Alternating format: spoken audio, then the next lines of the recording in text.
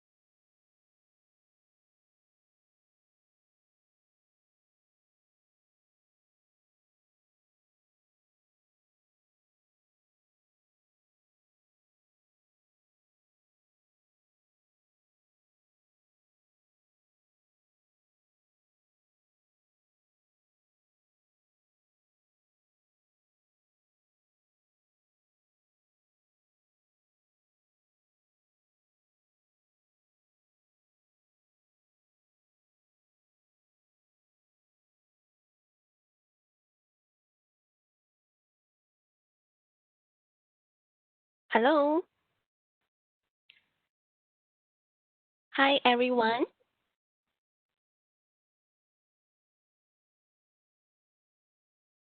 Hi, Yes, good afternoon, Sival. Yuel. Hi, everyone. Can you hear me? Yes, Yes, Sival. Okay, so just now you couldn't hear me, is it? right, because you are muted. Oh, okay. I'm sorry about that. Okay, so shall we start now? Sure. Start. Okay. Yeah, okay. So good afternoon, ladies and gentlemen. Welcome to our 2020 Region 10 SYWL Virtual Congress Student Activities Track. My name is Ewell. I'm a staff of IEEE supporting our respectable volunteers in IEEE, especially in Region 10.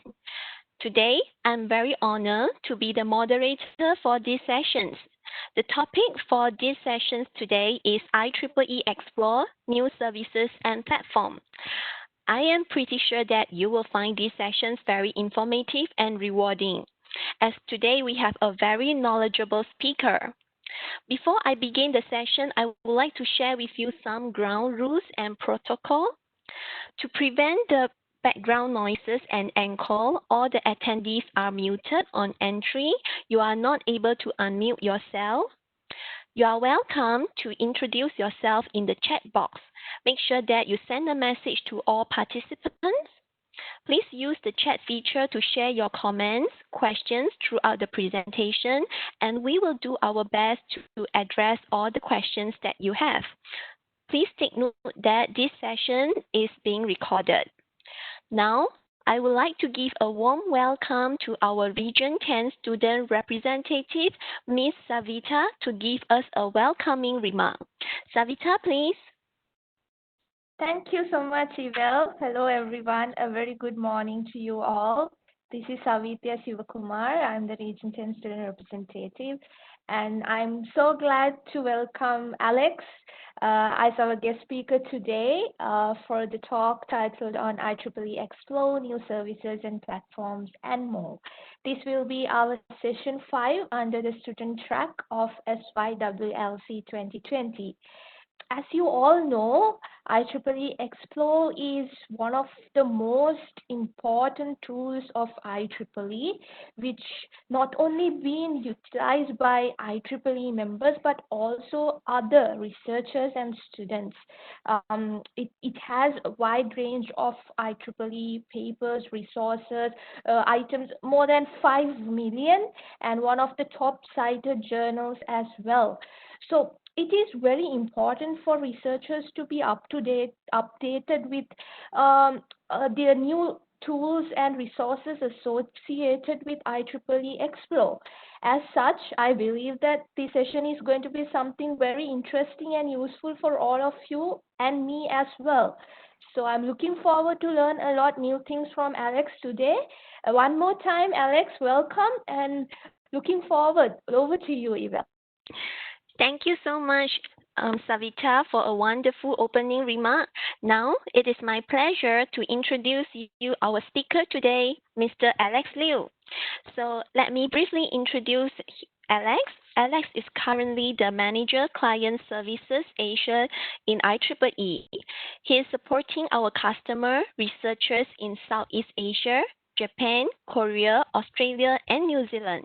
He is responsible to provide training and technical support to the librarians, researchers, students, and R&D engineers to utilize the IEEE Explore platform for research and to share the publication process with IEEE publications, especially for the journals and conferences. Alex has been working at National University of Singapore prior to that, and also the Singapore government. So now, ladies and gentlemen, without further ado, let us give a warm welcome to our speaker today, Alex Liu, to give you a presentation on IEEE Explore. Alex, the time is yours. Thank you, Yuel. Thanks everyone for joining for today's sharing. Allow me to start the sharing of my PowerPoint slides first. Just give me 1 minute. Once again, thanks to our panelists as well as our participants for joining for today. I noticed we do have quite a number of participants today, and for our participants, I will highly recommend to join the discussions. I'm taking a screenshot of what you are seeing from your end, hopefully. As you can see from the bottom right corner, sometimes it's on top of your screen. Well, actually, as of now, it's actually on top of your screen. You'll see a row of icons. If you move your cursor to the top of the screen, it will say pause, share, start radio, participants. One of them is chat, and the last one is a 3 dot. If you click on it, there's a Q&A as well. You can use the chat box to start keying in your questions or the things that you are interested in, and I will try to answer your questions along the way. And this is the official title of my sharing today. And I notice on the line we have a small group of participants. Again, I would like to make the session to be interactive. If you have any questions, anything you'd like to share, you'd like to chat, please use the chat box to chat. All right? Try not to use your microphone because more than one person speaking at the same time, there might be a lot of background noise. So use the chat box to ask your questions. I do have a quick agenda for today. I will be starting with a very quick introduction to IEEE, and I believe this part for our student members, you are very familiar. I will just highlight a few things that you may not be taking much attention to, but it's important, especially if you want to become a researcher or if you want to continue your studies in engineering. Most of my time will be spent on the last 3 points, which I will guide you through some PowerPoint sharing as well as a live demonstration to highlight the latest development of IEEE Explore platform, as well as some new features, new topics, new functionalities, which you can use to help your research and studies. Let's start with something that you already know, which is, what is IEEE? All right, I'm not going to give you an answer. If you have an answer, use the chat box to give me your answer. What does IEEE stand for? Next, what we have is obviously the background. We are a membership association. The whole idea of this organization is for advancing technical innovation and excellence for the benefits of humanities. And the next one, you want to let me know, how many of these four, what we call the core activities or the core pillars of IEEE that you have been part of? I'm sure everyone here is part of the first one, which is members and technical societies. You are a student member, you join your local sections or chapters, you join your student branches, you are part of the core activities of what IEEE does. And that's our foundation of everything that is possible.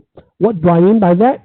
If you look at the next four core activities, Standards Association, the journals, the conferences, as well as the educational activities.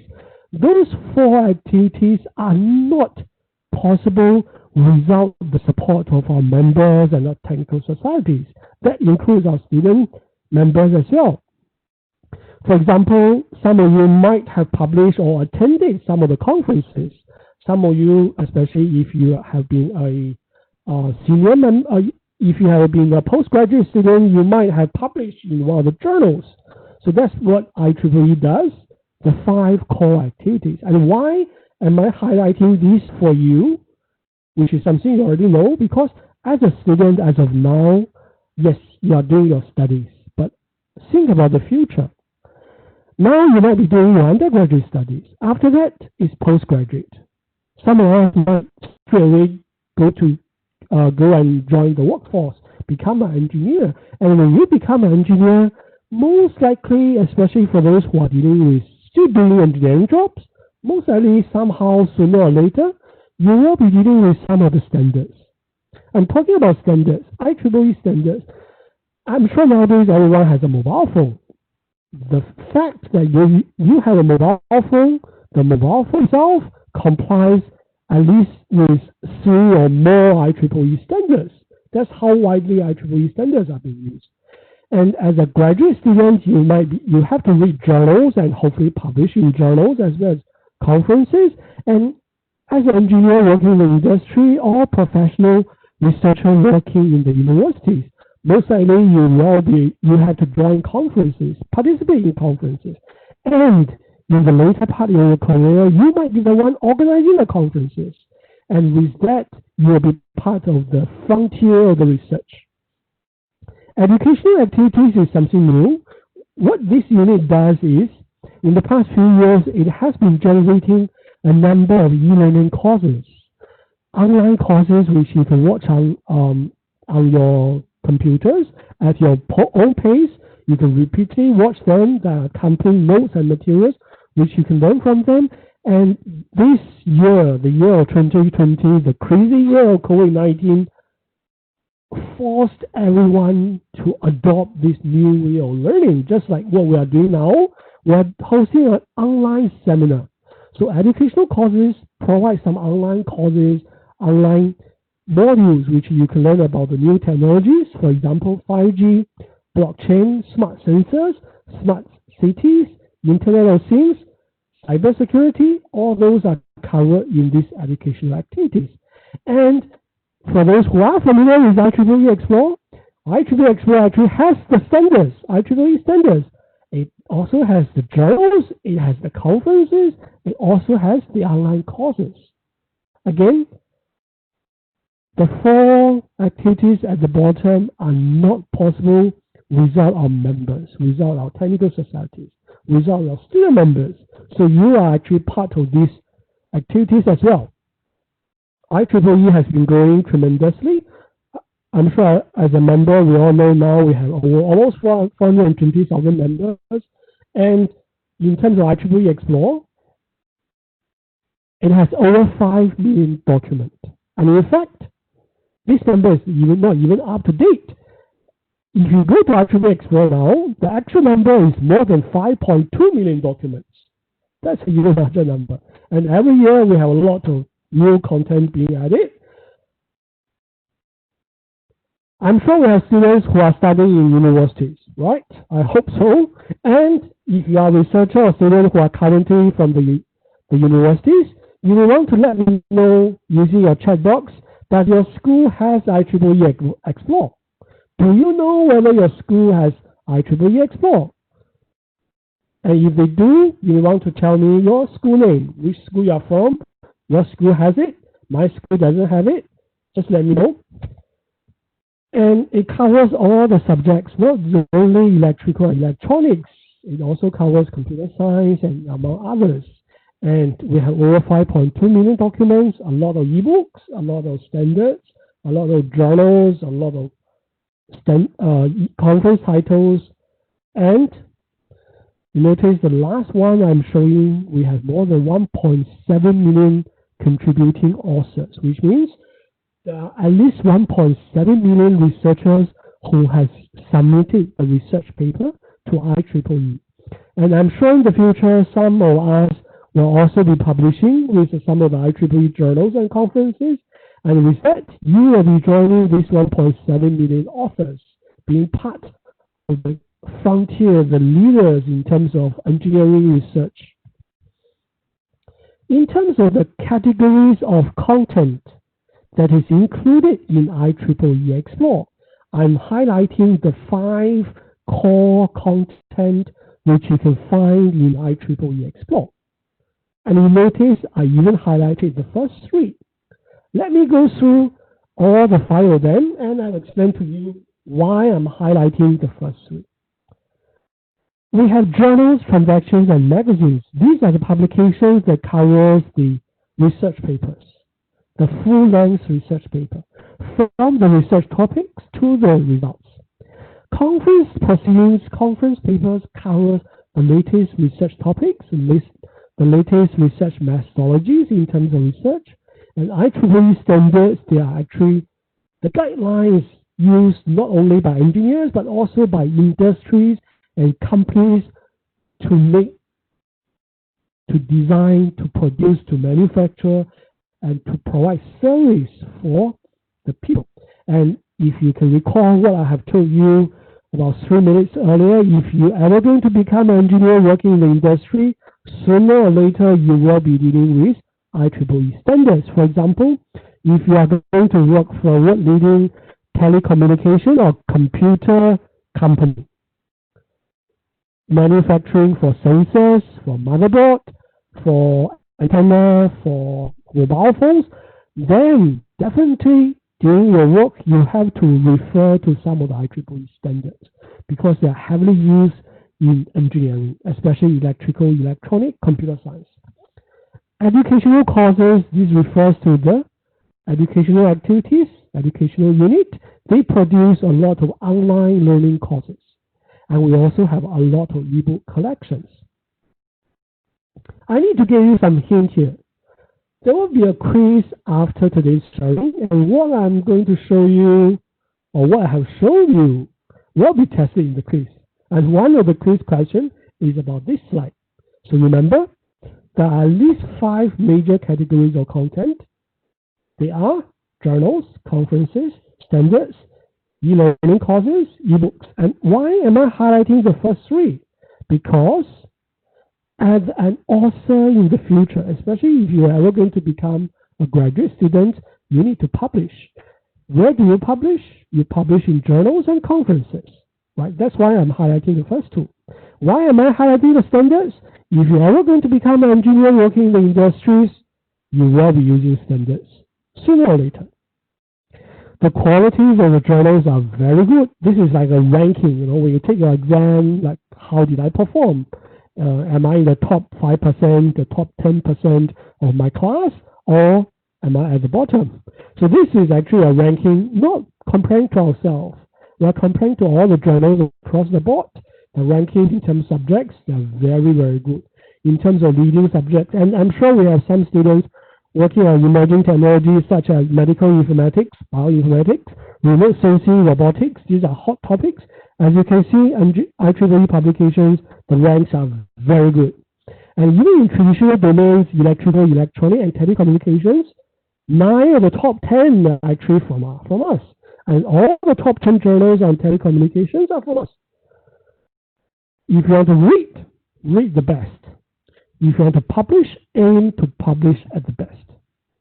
This is another one highlighting the performance last year.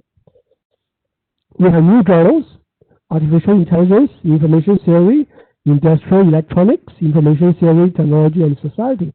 And why am I showing this? The topics that IEEE covers varies a lot, from both theoretical research to industrial applications. So as a researcher, as an engineer, it's very good for you to read those publications. We have a lot of conferences as well. We have a lot of ebooks. Those ebooks will help you to have a quick understanding of the latest research topics. We have online libraries, which you can watch the videos online, but then of course, whether the online library is available really depends on your school subscription. If they have it, then you can watch them. All right, that's a very quick illustration or explanation of the platform. Allow me to pause here, and I'll be open for questions. Feel free to ask your questions. In the meanwhile, let me switch to my browser. What I will do is I will be showing you how IEEE Explore works.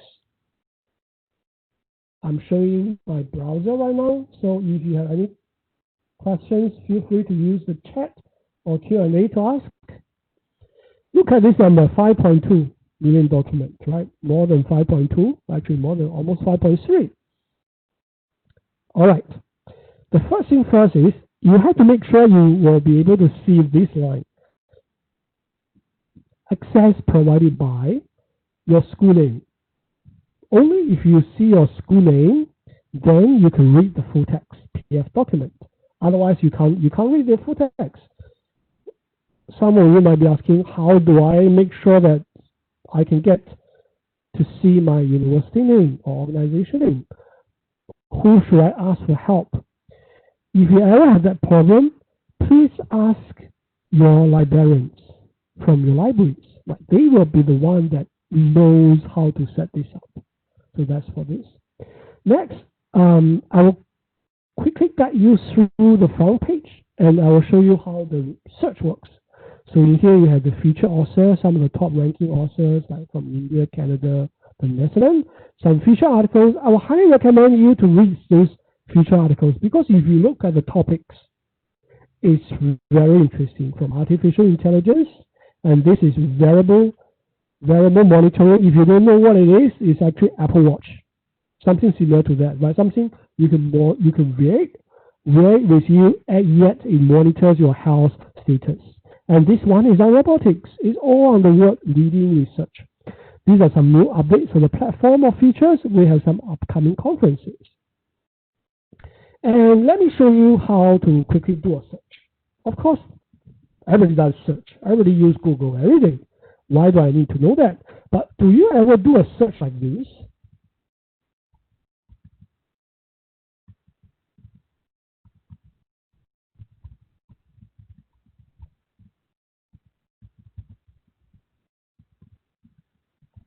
Do we do search like this? And what am I doing here? I'm constructing a more comprehensive or more complicated searching. For example, I use an asterisk to represent a truncation. I use the word and to connect the two concepts. One is sense or sensing, another one is this concept. And why do I use asterisk? Asterisk represent a few letters. For example, from sense to sensing to sensor. So it's all represented by using the same concept here.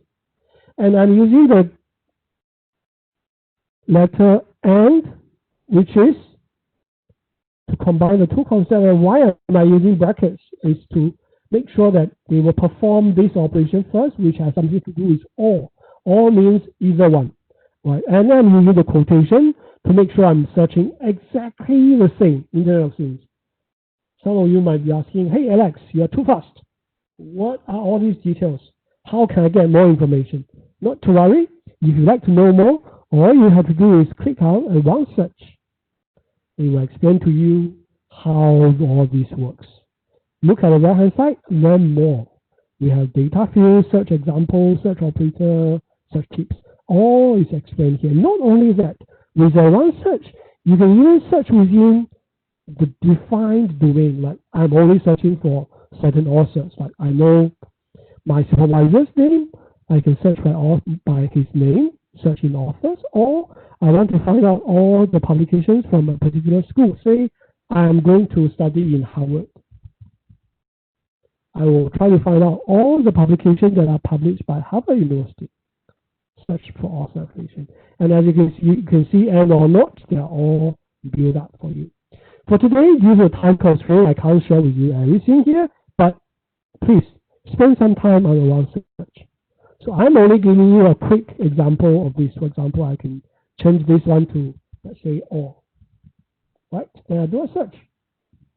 In the search result page, there are a lot of functionalities. For example, what we have is, it will tell you what kind of content are available. Conferences, journals, magazines, or e-learning courses. On the left-hand side, you can refine by year. I'm looking for the latest publications in the past 11 years. And I can also look at who are the top authors. This particular person has published 1,000 articles. That's like crazy. This person has published 600 articles. Or if you want to know which school has been publishing a lot, like this one from US, GPL, NTU from Singapore, US, seems like US is very strong on this. This will help you if you want to know which school you want to go for your postgraduate studies or your postdoc research, right? I'm going to aim for GPL because they work for NASA, all right? So that's for all circulations. And furthermore, you can use these publication topics to refine further. For example, I'm only interested in wireless sensor networks. Then I will just select this wireless sensor networks, click apply. It allows me to further zoom in to less results. Right? This is less result. Of course, you can add in another keyword, say cars or automobiles. Click on the search again. You're adding an additional keywords to perform the search. So from 60,000 to 300, this is much easier to manage. And with this limited number of results, then you can sort by relevance or the newest if you want to look for the latest publications, or you can sort by most cited by, say, by papers. What research has been cited a lot. And you realize some of the research papers, like this one, is published 7 years ago, but in the past 7 years, it has gotten 200 public citations. This is a crazy number. If I am this particular person, I'm this researcher, I will be very proud.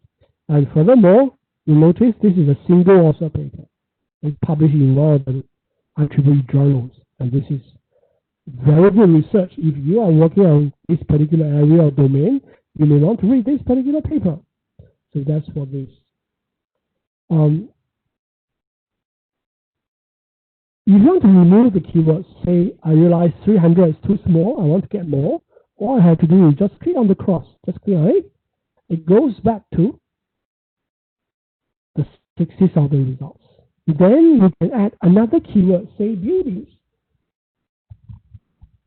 Then you can search again. This is how you move forward and backward. There's another thing I would like to highlight to you, which is, my apologies, because I didn't use it for a while. So as you can see now, I can't see my institutional name. I can't see my account name. That's why you see all those, it's red color, it's all locked because it's not in the subscription. I'm not accessing from my school. So allow me to just give me 1 minute. I will log in again. Then you will be able to see the lock will be opened with the account. Again, if you don't know how this works, or if you do not know how to access it from your particular school, please check with your librarian.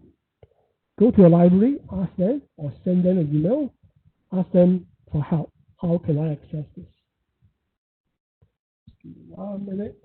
I'll log in and I will bring up the browser again, and you will be able to see the school name.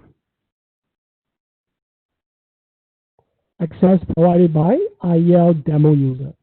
All right. So now, as you can see, these locks are open, which means the door is open. I can read it. So, for example, I'm going to read this PDF. I'll open in another browser. I'm sure everyone is familiar with reading PDF, right? We have been dealing with PDF all the time. So once the PDF is open, you can start reading like an article. It's usually in two columns. Sometimes you have figures and diagrams. Sometimes you may have some mathematical equations. But the problem for PDF is you can't save the figure. How do I save this image? I right click, save as, but you realize you are saving it as a PDF. You see, it's a PDF. You're not saving it as a document, as an image, as a picture, right? You are not saving it as a picture. So how do I save it as a picture? How do I save these math equations? What I recommend you to do is read the HTML. HTML is pretty much like a web page. And with a web page, I'm sure some of us, we might have saved pictures from the internet, right? You find this picture of a sky, it's very nice. A picture of this lake is very beautiful. You save that picture. Or how do you save it? Right click, save as image, JPEG, GIF, PNG file like this. Very simple. Save image as. Now, as you can see, you are saving it as a GIF file. This is the image, right? You can right click and save. The same goes for this figure as well. Save image as a GIF file. So that's how simple it is. HTML has these flexibilities. The next thing I would like to highlight is, if you look at this supplemental item, data set and code. During the research, what we have is sometimes there's a research data and sometimes there's a program code. If the author is willing to share it, we will make it available. So for example, you look at this is a data set. If you right click on it, and I'll find a code, and this is a code, right? I'll click on this as well. So let's look at the data set. The page will be open and jump to the section says this particular article has a data set. This is a data set name, and if you click on this hyperlink, it brings us to this particular page. As you can see, bibliographic data on Internet of Things. This is the data set. You can download it. How do you download? Just register for a free account and you can download this, right?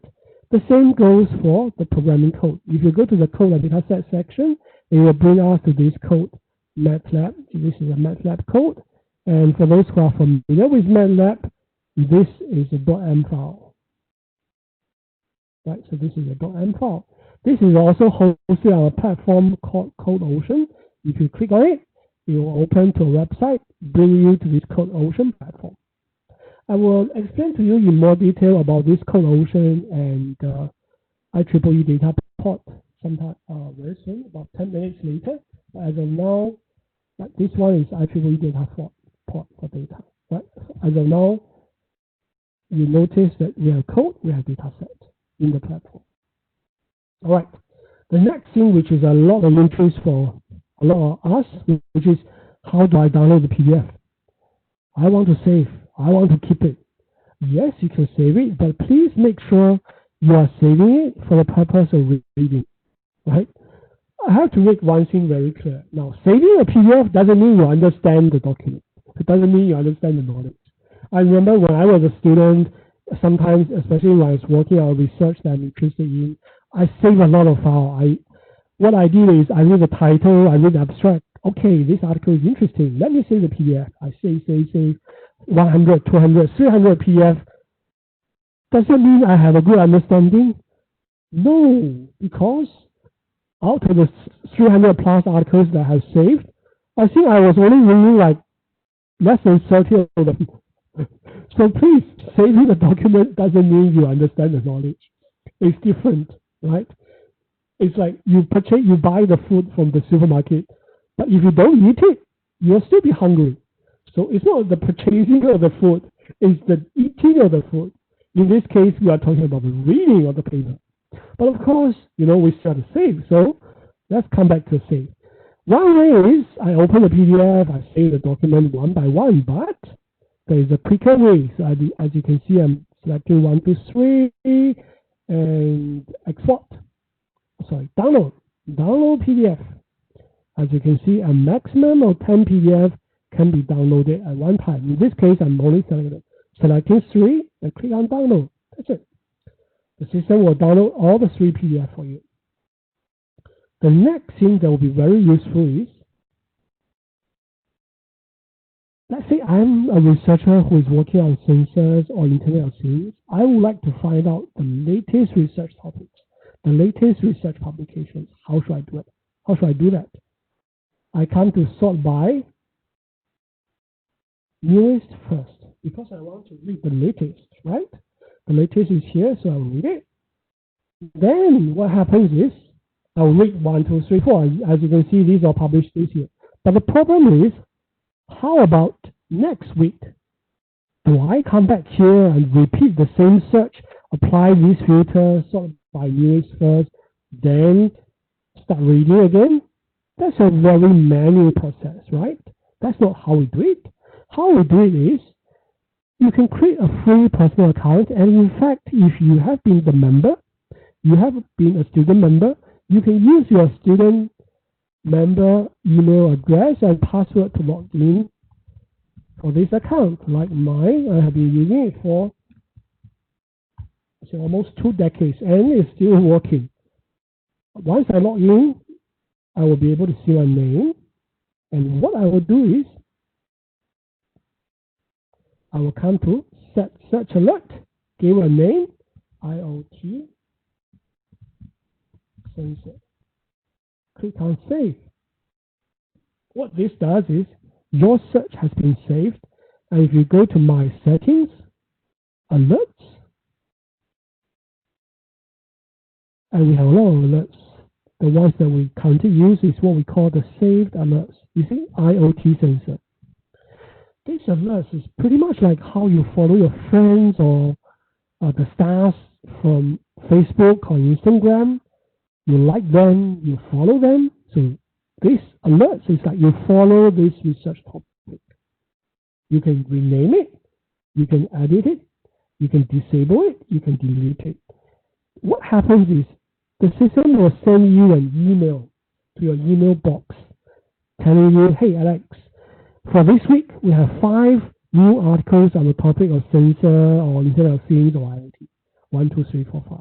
And from there you'll be able to watch and read those 5 articles. Alright, so that's for downloads. Alright, so that's pretty much what I want to show you in terms of IEEE Explore. I don't see any questions coming, so other than searching, you can also browse. For example, these are the 5 major categories of content: books, conferences, courses, journals, and magazines. So let's look at journals and magazines. If you come to here, you'll find the list of all the journals. And you look at anyone, IEEE transactions, IEEE transactions on antenna and propagation, click on it.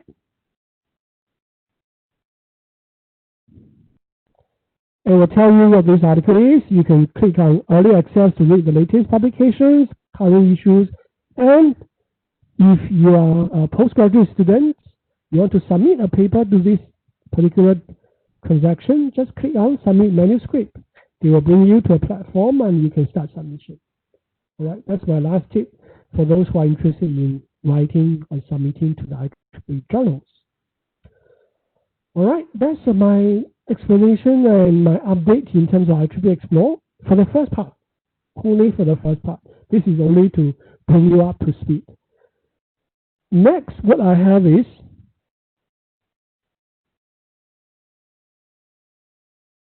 this is what's coming next. I'll be showing you some new platform for managing your programming code as well as research data, which is called Ocean and Dataport. There's also a preprint server called Tech Archive, and we also have a platform. We partner with a platform called Overleaf to assist you in terms of LaTeX typesetting, and we also have some new directions or new initiatives we are working on. So that's the 4 things I'd like to share with you next. So I will show you by demonstration and going through those websites together with you so that you have a better understanding. The first one I'd like to share with you is actually CodeOcean. So imagine you are looking at this paper. This is an IEEE paper, right? In the platform, and you read the articles, you notice that this logo says code available. What does this mean? It means for this particular research there's not only a PDF or a full text articles, as you can see, you're reading articles, but there's also a programming code. If you click on it, it brings to this section, which I have shown just now. It tells us what this code is about, and this code is actually in MATLAB language, and this is the code. And of course, if you click on this blue icon logo here, it brings you to this website. And why this platform is worth mentioning? For those who are writing programming or simulations on your computers, I'm sure you have to install some programs, MATLAB, C, Python, Java, R, S. Those requires a local installation. Then you compile, you write your code, you compile, you debug, you troubleshoot, then your algorithm works or your simulation works. Now, CodeOcean is something like Google Doc comparing to your local hard disk software, which is similar to Microsoft Office. The old Microsoft Office requires you to install something on your computer. Then you can start using Word, you can start using PowerPoint, Excel. Well, for Google Doc, no need. You just go to a website, log in, and you can start working on Excel documents. It doesn't require you to have a local installation. CodeOcean is similar to Google Doc. Alex? Yes. Hi, Alex. We couldn't see the screen. Oh, my apologies. Right, sorry. No worries. Right, thanks for pointing out. Where I was at this page. So, yeah, allow me to bring back the original page. This is one, yeah. Oops, sorry.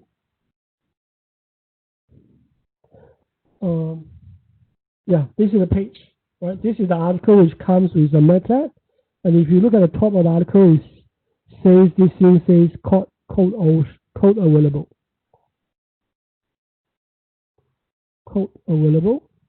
If you click on it, it brings to the bottom of the screen where it tells us this is a MATLAB code and this is a small window. You click on the CodeOcean, it opens to this website.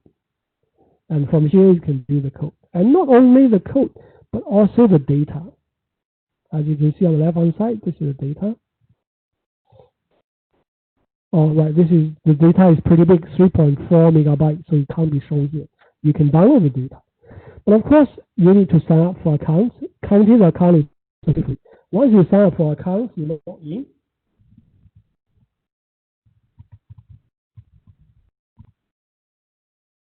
Oops, sorry, I already have an account.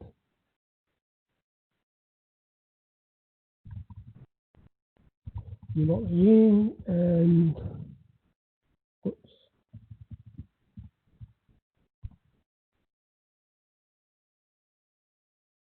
Oops.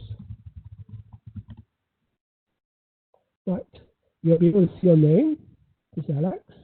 And what you can do is reproduce. Reproducible run, which means compile. Right? Consume about 36 seconds. Proceed. It will take some time for the system to compile. And for those who are familiar with MATLAB, if you watch out this run window, one script, you see this is MATLAB, that works, and it's running the sequence. And you will be generating a list of results to compare with the original set of results that the author has compiled. All right, so if this program to be running, you can compare the results. So that's CodeOcean. And of course, in here, you can also look at your own capsule. If I look at the capsule here, and actually, if I open in my own dashboard, there will be a number of program codes available, which you see I have been using or testing myself. And you can delete some of them. Delete, confirm, yes, delete. And of course, all these are actually codes that other researchers have been generated and being shared, right? So that's for that. You see, Alex run on September 24th, while compared to the original one, which is also run on February 22nd. So there's a comparison. For the ones that I have run, there are some figures. The ones that I also run has some figures. You can compare the differences. You might be asking why there's a difference. Well, in this example, there's no difference. But you can make some differences. For example, you can load your own data.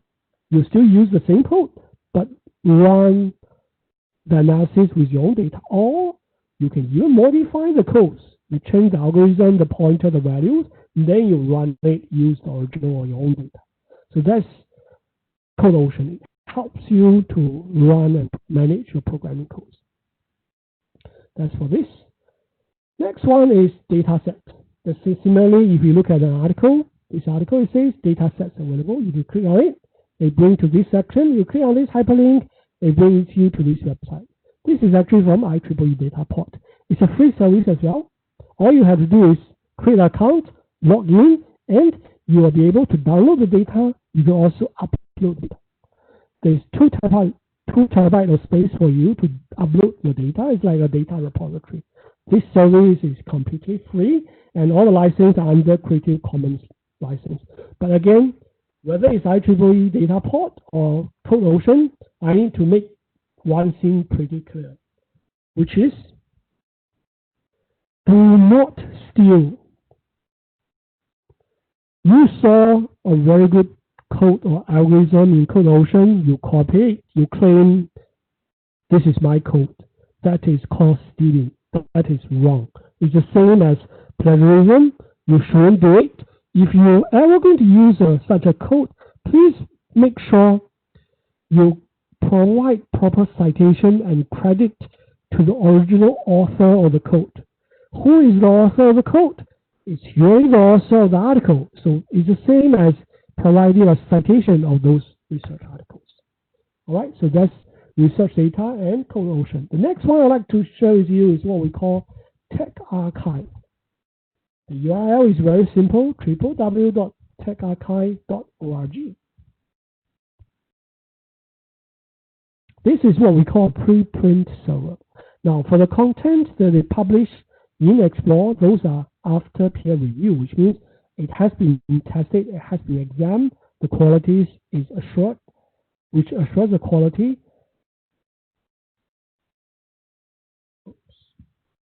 Let me reload again. But sometimes there is another critical part which is called preprint. What is a preprint? Preprint means, let's say I have finished my research, I have written something. Immediately what I will do is I will upload to this platform. I will make it available to everybody else. As you can see, this is literally posted yesterday. This is how up to date it is. So preprint allows researchers to find most recent research topics and research publications. So generally, we will recommend you to use this platform to find the latest research topic. There is one challenge though, which is these papers are not peer reviewed. So you have to read it with your own critical analysis. With a question in your mind, asking yourself, is this true? Is this accurate?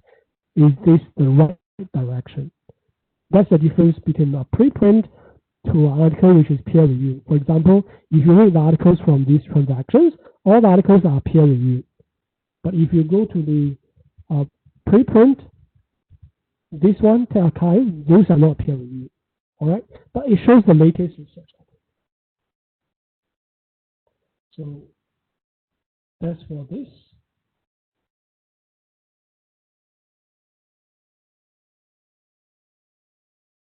The next one is overleaf. For those who are typesetting your document using LaTeX or LaTeX, I will highly recommend not org.com. Sorry, I will highly recommend try this platform. And why am I suggesting this is if you go to log in, do you see this? Log in with, this is pretty familiar, isn't it? Click on this. When you log in, you use your student account number, account number.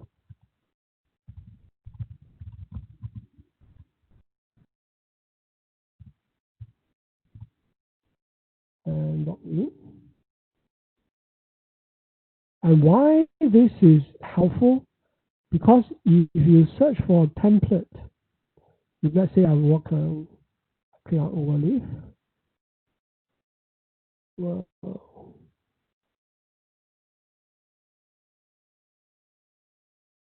this is projects. I'll click on new projects.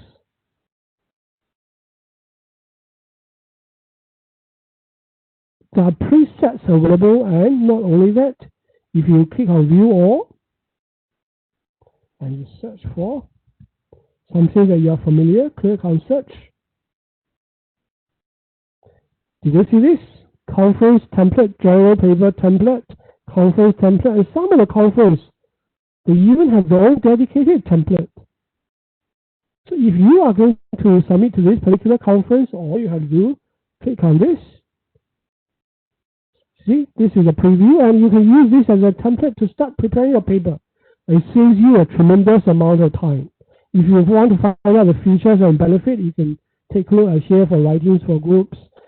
This account is totally free, and just now I have shown you when you log in, you can actually use your student member account to log in as well. So that saves you a lot of trouble. So this is overly. The next one I'd like to share with you is IEEE future directions. You notice I'm not directing you to a website. Why? It's about exploration, and it has more than one website. What do I mean by that? The first one is actually what we call the portal of these new directions. It has more than just one topic. If you scroll down, we call the new initiatives. There are 6 or even more initiatives at the moment. If you scroll down, we have blockchain, brain, digital reality, future networks, quantum, robotics, robotic computing, and each one of these has its own dedicated portal. For example, digital reality, which is talking about AI, machine learning, artificial intelligence, virtual reality. If you click on this hyperlink, it will bring you to this website, IEEE Digital Reality homepage, and you'll find out the latest publications. We have some webinars, what's new, conferences, educations, podcasts, publications, what are the standards related to it. So this is actually very useful for also researchers to find one that is of your interest. And in fact, if you don't know which one is your interest, read all of them. Then you will realize what's your interest. Right? So this is IEEE future directions. Each of the website will give you a lot of resources on what's related and feature articles and some webinars that are available online, which you can watch. And you can take this opportunity to expand your idea or understanding or knowledge or understanding. Right? So that's pretty much what's available for my sharing. I still have 5 minutes for Q&A. We do have 2 questions from the one participant. Number one, is it better to directly quote a source or paraphrasing is compulsory? I doubt anyone will directly copy and paste the phrase from the questions. From the original researchers. You can't do that. It doesn't show anything. I copy one sentence. Normally, if you read other people's publications, how do they quote? They actually quote the research result or publications from others. They are not quoting directly the sentences. They will quote what's the research methods, what results they're getting, what analysis did they use. So if for anyone who is doing that, I'm sure you know what I'm talking about. Question number 2, I don't have a key answer to that. The question is, what are the key points that should be added in paper which increase the chances of publication? If anyone has one answer for that, that's like an answer to $1 million question. Why? Because it varies. It depends on whether you are doing original research, whether you are doing experiment, whether you are doing or simulations. It also depends on your areas of research or your topics. It also depends on what do you mean by key points in which section. For every section, there are always key points. For example, in the introduction, you definitely need to have an overview of the previous research. You need to highlight your current research topic or hypothesis. You explain your research topics. In the methodology, you need to highlight your research methodology. In the analysis, your results and your analysis. So all these are key points. There's no single key point says like the golden finger. The moment I add this key point, my paper will get published. There is no such thing as that kind of key point. All right? It really varies depending on your paper. Then some people may ask, yeah, of course I know that. Then how do I do? What should I do? What you should do is, instead of focusing on publishing, you should spend much more time on your reading. Your aim is to publish, but you ask yourself, how much effort did you put in reading other people's publications? Did you read how other people write? Did you read why that people write that way? Those answers lies within the papers that have been published. That's my answer to your second question. Any other questions?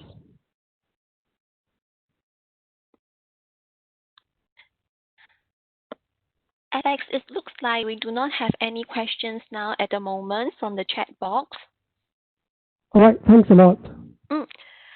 Thank you very much, Alex, for sharing with us your expertise and your excellent presentations. So just want to double check one more time if you have any questions for Alex. If not, we will move to the next agenda item. So our next exciting agenda item will be the quiz sessions. So for the quiz sessions, let me pass the board to Abdul and Muzamil to give us a briefing on how the quiz sessions will be conducted. Abdul and Muzamil, please. Here is Muzamil Mahmood. Participants, you are requested to please check your emails and follow the link to the quiz number 5. The time of the quiz would be only 3 minutes, and the quiz will start after 1 minute. So you are requested to please visit your emails and click on the link of quiz number 5. Thank you. Over to you, Evan. So now the quiz session is currently ongoing, am I right? Evan, it will start after 1 minute. Okay. Maybe you can share the quiz URL on the screen so that in case some of them they can't find it in the email. Alex, we have sent the quiz link to them separately. All right, thanks a lot. And just for our participants, oh, that's the survey on activity. And I think for those who can't find the email, you can also look at the chat box. Yes. Yeah, there's a link in there. Yes. And Ivel, Prof. Bin has joined. Maybe we can invite her to say some thoughts. Oh, yes. Hi, Professor Bean. Can you hear us? Yes, hi. Yeah. Good to see you here. Sorry for joining late because I had class from 12:30 until 2 p.m. I see, no worries. We are glad to have you here. Yeah. Would you like to say a few words for our attendees here? Yeah. So I think the session is good for the student and young professional and other people who are interested in this topic. And 10 minutes ago, I attended a few minutes before moving to another room. So I saw some slides, Alex Lewis, and attend a few minutes. So I think it's very good for students, and I hope you enjoy this session and I study a lot of experience through this session. Yeah. Thank you so much, Professor Bean. Thanks a lot. Yeah. So Abdul and Muzamil, is the quiz sessions okay so far? So Yeah. we can move on to the next agenda item. Okay, great. Okay, so now I would like to invite our Region 10 student representative, Ms. Savita, to give us a closing remark. Savita, please. Thank you, Isabel. Let me share the slides.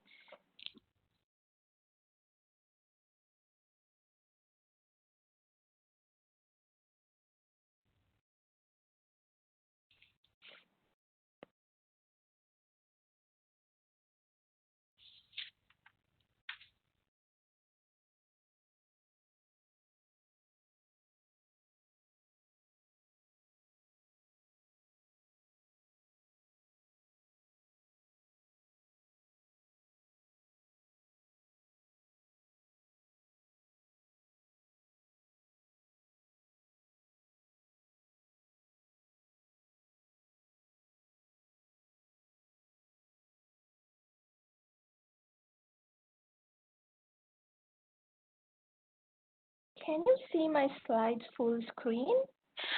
It's not a full screen right now. I think it's stuck. So most probably I'll present this way. Okay, sure. Yeah. Thanks, Alex. Sorry I could not show the slide full screen, but thank you so much, Alex, for the very insightful presentation. I'm pretty much sure it's useful for all the attendees. Especially, I like the part that can connect to the overleaf and do the editing in LaTeX. This is very much important and time-saving at the same time. So as a token of appreciation for your talk today, Alex. This is a very e-token, I would say, and I hope we can meet in person and give this token to you. Please. Thank you so much. Thank you. Thank you, Alex, and also you. thank you so much, Ewell, for doing an awesome job in moderating this session today. Thank you. It's my pleasure. Yeah. Thank you. Thanks a lot. Thank you, Alex. Thank you, Ewell, and guys, tomorrow, this is our session for tomorrow. It's going to be something interesting because this is collaboratively organized by IEEE Center of Leadership Excellence and Vault.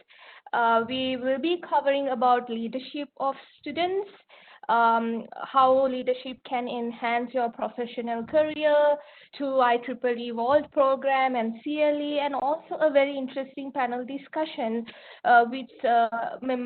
from senior to young professional and student volunteer leaders. So do not miss it, guys. It's scheduled for 1 to 3:20 p.m. Bangkok time. Right, so coming up next is our networking session. We will start at 2:40 Bangkok time, and it's going to be something interesting because some of our SAC team will be joining us today, and they will be sharing some interesting facts of volunteering with R10 SAC. So I hope to see you all there. And I also would like to say a big thanks to our team, and especially Evel for helping us with organizing this session. And thank you all. See you tomorrow. Have a nice day. Thank you. Thank you. Thank you, everyone. Thank you. Thank you. Bye-bye. Thank you. Bye. Bye. There is a networking sessions link in the chat box, and I hope everyone can join. Thank you. Bye-bye. Bye.